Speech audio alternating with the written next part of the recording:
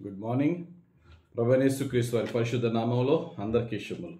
ఈరోజు మన అనుదిన ఆత్మీయ ఆహారంగా ఈ లోకంలో మనం జీవిస్తున్నప్పుడు అనేకమైన శోధనలు, కష్టాలు, యుద్ధాలు, పోరాటాలు మనం ఎదుర్కొంటూ ఉంటాం.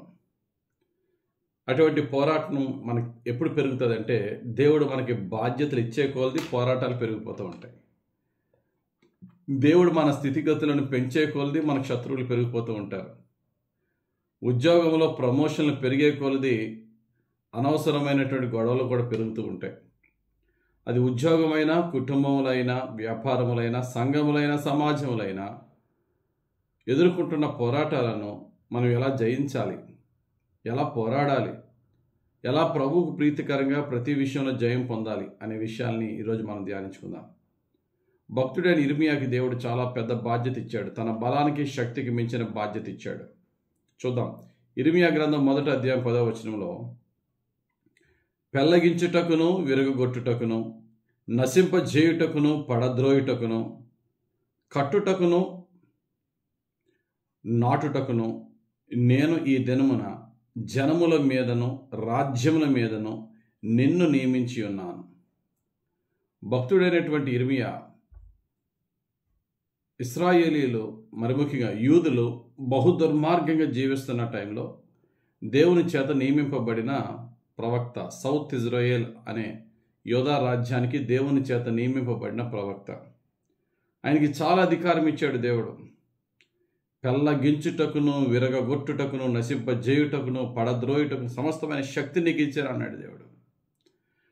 అయితే ఇర్మియా జీవితంలో ఆయన పరిచర్య చూస్తే, ఒకవేళ దావీదుకి ఇది ఇచ్చాడంటే దావీదు యుద్ధవీరుడు, ఆయన కత్తి యుద్ధాలు, రకరకాల యుద్ధాలు చేశాడు, ఆయనకి ఈ యొక్క మాటలు ఆయన జీవితంలో బాగా నెరవేరుతాయి.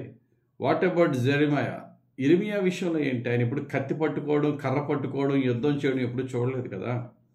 అయినప్పటికీ కూడా దేవుడు ఇర్మియా ద్వారా రాజ్యాలను కూల్చాడు, రాజులను గద్దె దింపించాడు. గొప్ప గొప్ప బలమైనటువంటి పరిచర్యలను దేవుడు ఇర్మియాతో చేయించాడు. ఇర్మియా భయపడ్డాడు ముందు.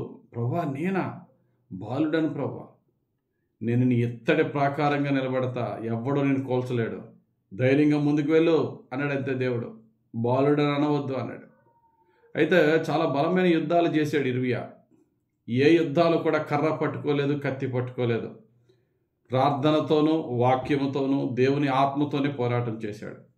ఈరోజు దేవుడు నీతో నాతో చెప్తున్న మాటలు ఏంటంటే, నీ జీవితంలో కూడా ప్రభువుని నమ్ముకుని ప్రభు బాటలో నడిచే ప్రతి వ్యక్తి జీవితంలో యుద్ధాలు తప్పదు.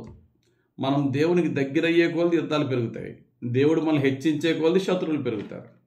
యుద్ధాలు చేయక తప్పదు, కానీ చేయవలసిన విధానం ఏంటి తెలుసుకో అని దేవుడు చెప్తున్నాడు. పౌలు భక్తుడు చాలా అద్భుతమైన మాట అంటాడు. కొరింథీయులకు రాసిన 2వ పత్రిక 10వ అధ్యాయం 4వ వచనంలో, మా యుద్ధోపకరణములు శరీర సంబంధమైనవి కావు గాని దేవుని ఎదుట దుర్గములను పడద్రోయి జాలినంత బలము కలవై ఉన్నవి. కోటలను కూడా కోల్చగలిగి, రాజ్యాలను కూడా కోల్చగలిగి యుద్ధోపకరణములు మా యుద్ధున్నాయి, కానీ అవి శరీరపరమైనవి కాదు. శరీరపరమైనవి అంటే కర్ర, కత్తి, గన్ను, బాంబు, దెబ్బలాట, అవేమి కాదు. ఆత్మపరమైన యుద్ధోపకరణాలు అంటే ప్రార్థన, విశ్వాసము, వాక్యము, దేవుని పరిశుద్ధాత్మ, వీటితో దేవుని ఆత్మను కలిగిన వారమై ఎవరిని ఒక తిట్టు తిట్టకుండా, ఒక దెబ్బ కొట్టకుండా యుద్ధం చేసే యుద్ధోపకరణాలు దేవుడు మనకిచ్చాడు. గమనించండి, మనం యుద్ధం చేసే విధానం మనం తెలుసుకోవాలి. ఎవరితో అయినా సరే, శత్రువు చిన్నోడైనా పెద్దోడైనా, పోరాటం చేసే విధానం క్రైస్తవుడు ఖచ్చితంగా తెలుసుకోవాలి. తెలుసుకోవడమే కాదు, దాన్ని ఇంప్లిమెంట్ చేయాలి. మన బలం ఎక్కడ ఉంది? ఎప్పుడైనా సరే యుద్ధంలో ఎవరు నగ్గుతారంటే, యుద్ధం చేసేవాడికి ముందు వాడి బలం తెలియాలి, 2 శత్రువు బలహీనత తెలియాలి. నా బలం నాకు తెలియాలి, నా శత్రువు బలహీనత నాకు తెలియాలి. అప్పుడే నేను యుద్ధం చేయగలను. అప్పుడు ఎలా యుద్ధం చేస్తాను? నా శత్రువు బలహీనత ఏరియాలో యుద్ధం చేస్తా, శత్రువుని నా బలమైన ఏరియాలోనికి రప్పించుకుంటా. అది తెలుసుకోవాల్సిన సత్యం. ఉదాహరణకి, ఎప్పుడైనా ఈగిల్ అండ్ స్నేక్ ఫైట్ చూశారండి? గ్రద్ద పాముతో దెబ్బలాడే విధానం పైనుంచి చూస్తుంది. ఈగిల్ అయ్యి అంటారు చూసారా? పైనుంచి ఎక్కడి నుంచో చూస్తుంది పాముని చంపడానికి. అది వెనకాతల నుంచి వచ్చి గ్రద్ద ఏం చేస్తుంది అంటే పాముని ఎత్తుకుని పైకి గాల్లో తీసుకెళ్తుంది. భూమి మీద ఉంటే పాము బలమైంది, గాల్లో పాముకి బేస్ ఉండదు. గద్దకి తన రెక్కలు ఉన్నాయేమో, పాముని గాల్లోనే చంపేస్తుంది అది. ఎందుకంటే భూమి మీద పాము బలం, గాలిలో గ్రద్ద బలం, ఈగులు బలమైనది కనుక దాని బలమైన ఏరియాలోనికి గ్రద్ద తీసుకువెళ్ళి, పాముకి అది బలహీనమైన ఏరియా కాబట్టి అక్కడ చంపుతుంది. మరి ముసలికి నీరు బలమైనది, అది బయటకు వస్తే అది ఏమి చేయలేదు, అది కదలలేదు సరిగ్గా. కానీ నీటిలోకి వెళ్తే సింహాన్నైనా చంపేస్తుంది ముసలి. ఒక్కొక్క ఏరియాలో ఒక్కొక్కటి. ముసలి నీటిలో దెబ్బలాడుతుంది, సింహం నేల మీద దెబ్బలాడుతుంది, గ్రద్ద గాల్లో దెబ్బలాడుతుంది. ఎందుకని? వాటికి తెలుసు వాటి బలాలు ఎక్కడో.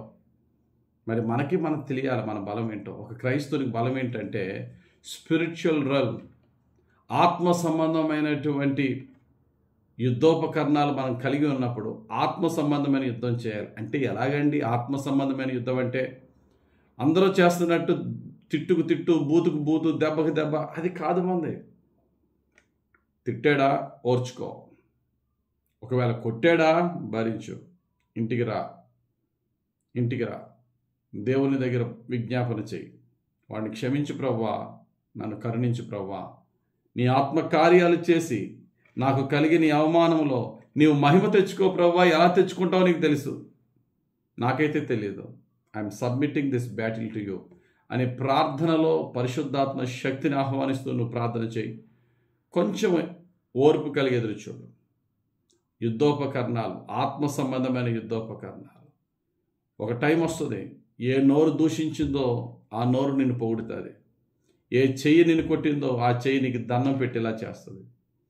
చీపో నరహంతకుడా అనే దుర్మార్గుడైనటువంటి షిమి దావీదు పాదాల దగ్గరికి వచ్చి మొట్టమొదటిగా సాగిలిపడింది వాడే.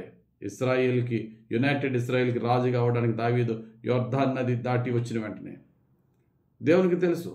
దావీదు ఏం చేశాడంటే వాడిని వదిలేంట్రా అన్నాడు అంతే. దేవుడు దావీదుని హెచ్చించాడు, వాడి శత్రువుని వాడి పాదాల దగ్గర తీసుకొచ్చాడు. దావీదుకి యుద్ధాలు ఎలా చేయాలో బాగా తెలుసు. గొలియాతు మీద యుద్ధానికి వెళ్తున్నాడు.